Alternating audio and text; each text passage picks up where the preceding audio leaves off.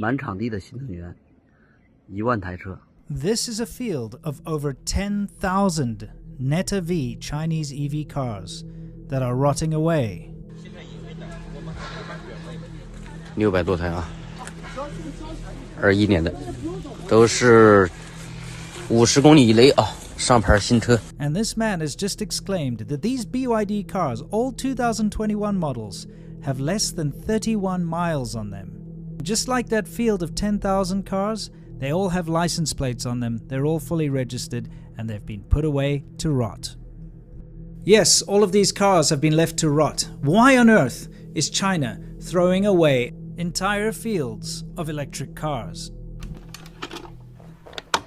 By now, we've all heard that China's EV sales are outpacing the rest of the world. You'll see the headlines that say, China is now the leader in EV sales, and Tesla's got to watch out, and all this other nonsense. Well, guess what? It's true, the numbers are true, but what you're not taking into consideration is that China is the land of shortcuts and facades, and all of these cars that you're seeing in this field, well, they're counted in those numbers. You see the Neta Vs and the BYDs and the bigger brands that you see huge amounts of them just parked out to rot. Well, you see, that's because they need the numbers. In order to get subsidies from the government, in order to put out the sales figures that they've sold more than Tesla and that they're leading in EV production and EV sales, they need to have these fake sales. So BYD themselves will register them and put them on the market and then claim that they've been sold. And then, of course, they've got all those excess cars and they just stick them in a field. And you can make history tomorrow. But there's a bigger problem. There are even more car graveyards. And that has to do with this stupid investment scheme. Let me explain. In China, very often you get these fly-by-night investment schemes. Someone comes up with a good idea like bicycle sharing, for instance. And guess what? People jump on the bandwagon. They raise a bunch of investment capital. They start a company. We saw it go absolutely crazy with the shared bicycle schemes. We covered this on the China show where we showed these mountains of bicycles that had been discarded because the companies knew that if they pumped these bikes out, they'd keep getting investment. So they just kept pumping them out, even when it wasn't financially viable, because like a Ponzi scheme, you just keep getting your investment money in, and all of these bike companies pretty much shut down except for 2. And a lot of the people that started these bike companies ran away with the investment money, never to be seen again. The bicycle sharing schemes kind of came to an end in late 2018. And then suddenly, and because the bicycle sharing investment scheme had now disappeared, people stepped in with a new investment scheme for shared vehicles. And this time it was for electric cars.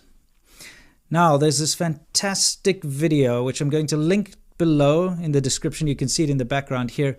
But there's a documentary filmmaker who went and took drone footage of the shared bikes. And he made this video called No Place to Place in 2018, where he showed all of these massive mountains of the shared bike failures. But he then went in 2019 to film the fields of abandoned electric vehicles. So this is No Place to Place 2. And what you're seeing are these fields of shared cars. You see, the idea, like shared bicycles, would be that you have an app. And if you need a car, you can look in your app and see, oh, there's a shared car nearby, a shared electric vehicle. And you go and you unlock it with your app and you can drive to your destination and then lock it again. It's actually a very nice idea. It's not a bad idea at all. But of course, because it's all a money grab and it's a ridiculous scheme and a Ponzi scheme type situation in China, they just pump these things out without doing proper market research, without actually seeing if it was viable or not. And so the end result is fields and fields of thousands of hundreds of thousands of abandoned vehicles that are now going to rot. Now, this is where it gets insidious. These cars are electric vehicles, and that means they have batteries in them. So not only have you created a lot of waste by developing cars that are not going to be used and that are going to be left to rot, I mean steel and glass and liquids and chemicals and all the rest that goes into it, but the batteries. Everybody knows that these electric batteries that are used in electric vehicles are incredibly complicated and require a lot of very dangerous mining and chemical processes to create. There are human rights atrocities attached to making these batteries, if you want to look into it, child labor, slave labor, that kind of thing.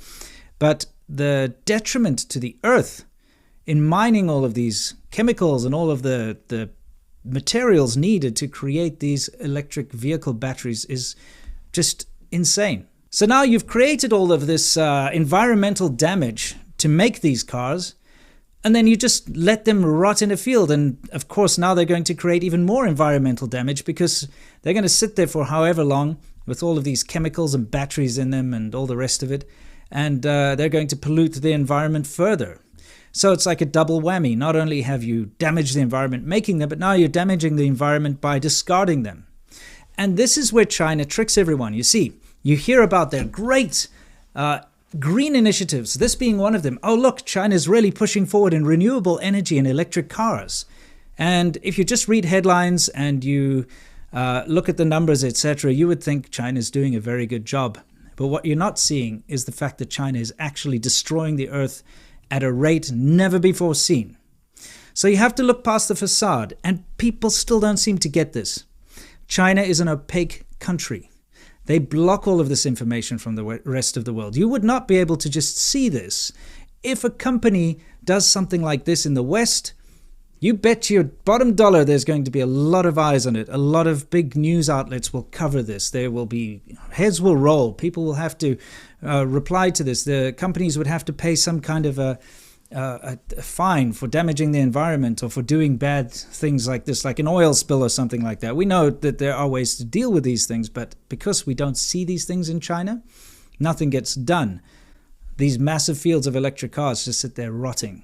China's green technology initiatives that you keep hearing about are mostly bullshit and a smokescreen to hide the fact that they're doing all sorts of environmental crimes. And remember, it's all about turning a profit. It's not about saving the environment or anything like that. It's a propaganda push and it's a money grab. They want your investment. They'll say, hey, look, invest in China, invest in these green initiatives. You feel good, you go and invest your money. It's being used for wasteful projects like this that really damage the earth. So think twice before investing in China.